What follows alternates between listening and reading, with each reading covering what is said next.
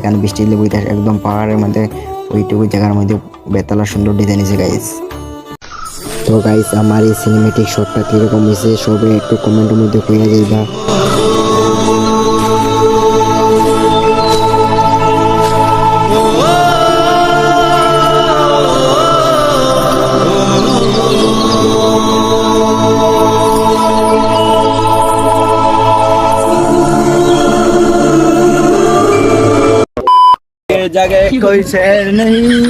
তো guys finally আমরা যেরাম গিয়া দুয়ালি পার্ক আমরা প্রায় 3 ঘন্টার মতো ঘুরেছি।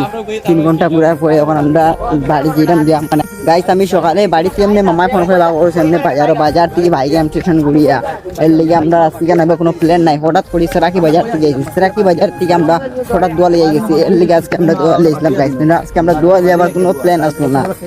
তো গাইস এখানের মধ্যে আমার ভিডিওটা শেষ করাম, তোমরা সবাই সাবস্ক্রাইব করো, বাই বাই।